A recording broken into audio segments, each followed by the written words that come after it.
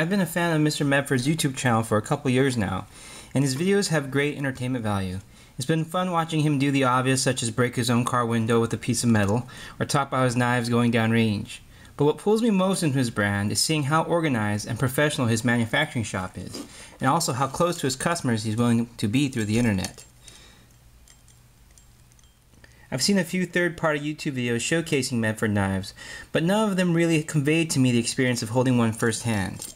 And usually they don't look very EDC friendly, but because I know thicker knives feel more practical and pocketable when they are longer and lean like this, I start with the Arktika and can see the appeal from a collector's or survivalist perspective. Yes, these are well-made overbuilt folders, but they have some additional complexity that I haven't seen people mention really. And I'll agree that though they're not knives that you use to fillet a tomato, they do give off some more serious impressions of what they're capable of doing.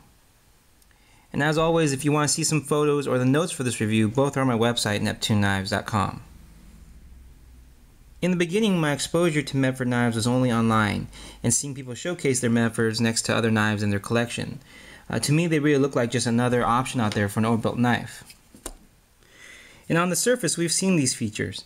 A thicker titanium frame lock, anodizing, we have D2 steel, a blade with an integrated finger choil, handle notching for traction, a glass breaker or a blunt striking point, a thicker blade stock, and for most part mostly machine made. But a few other examples of knives like this come to mind. The Grayman Sawtooth, Crusader Forge.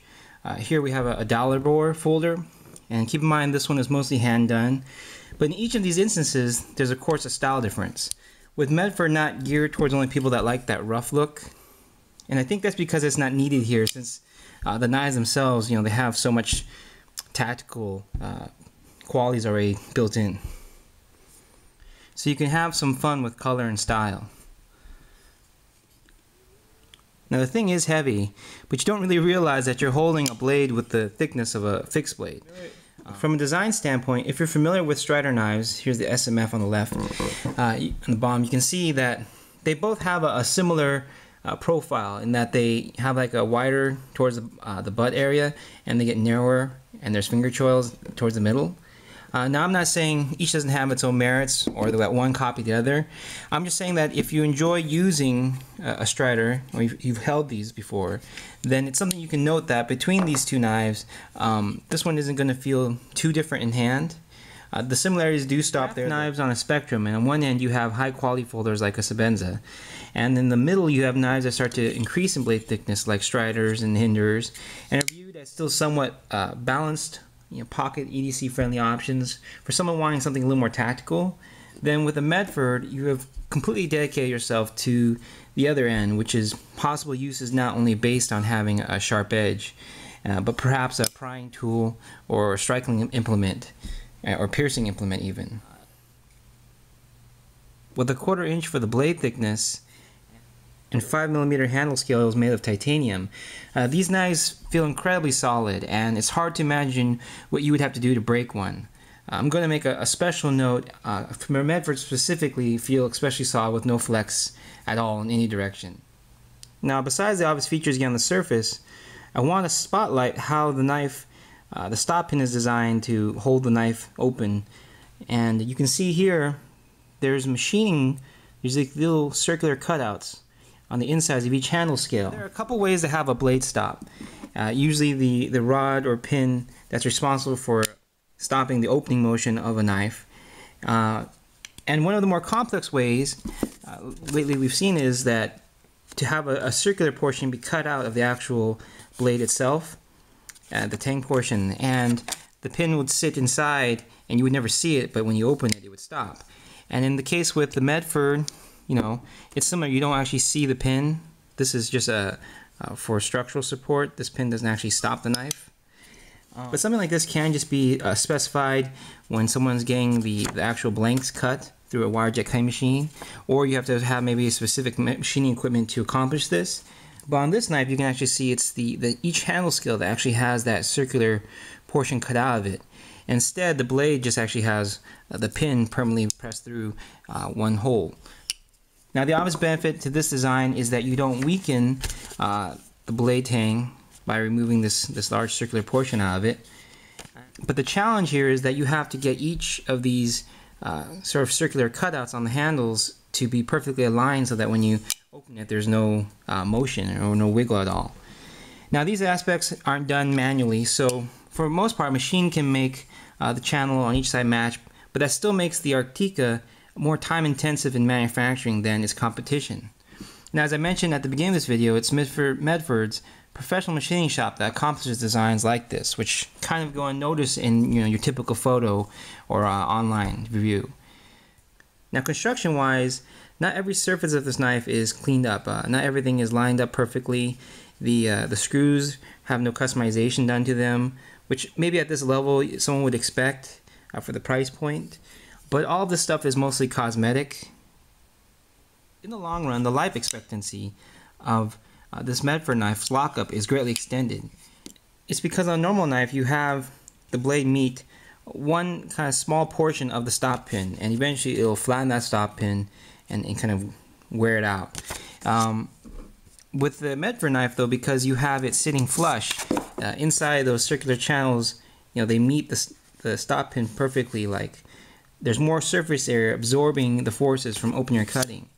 And also, not unlike knives like Strider's, in which the stop pin is pressed through and fitted with like friction, the Medford stop pin is actually like stuck permanently in between these two handle scales, so there's no possibility of it falling out. The glass breaker does more for the structural rigidity of the knife than anything else, because it's one solid piece and it has a triangle formed, so it definitely keeps this back portion from twisting, and that'll help keep the lock from having any extra motions that may cause it to engage further. Now, cutting performance is something we can't overlook, because that is what a knife is designed to do by definition. And a person just has to decide what they want from a knife. For example, if they want the knife they're carrying to work like an X-Acto blade for surgical cutting, or scoop into wood perhaps and remove chunks, or are they content with shallow cutting because this is a V-grind and you have a very thick blade stock. But the advantage is this won't snap or bend, and you can really like stab into some heavy materials. There's other compromises out there. With the Strider, you have a flat grind, a full flat grind. But the point is that why a person carries this knife can be for many different reasons. And some people carry multiple knives for different purposes they have in mind. I like having a cold steel mini tough light because it is a folding X-Acto blade, but it's not going to be my primary EDC. And your average utility knife is going to get wet, dirty, scratched.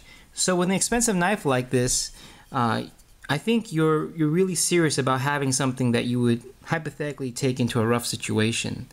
But that's still going to depend on what you want from your knife. But the knife has a very sturdy pocket clip. It can still be gravity shaken open because of the heavy weight of this blade. But it's still not the same as a fighting knife or even a bushcraft survival style blade. And the design feels more like a versatile utility tool. Like Mr. Medford himself said on camera, his customers use them to pry things open. The color scheme on this one does remove some of the intimidation factor, and it would look more mean to the non-knife initiated if it were your standard silver blade and black handle. My final impressions are, this is the first Medford I've seen and handled, but I can say without a doubt I want more. Each one is a substantial investment, and I can't always get on board with a maker and the quality of his product, but these are really outstanding. For a strong, overbuilt, folding general utility knife, if looks are irrelevant to you, I don't know why anyone else would try to make their own version when they can just get such a well-made knife from Mr. Medford, and really just save themselves the reality that something at this level takes some serious machinery, time, and commitment.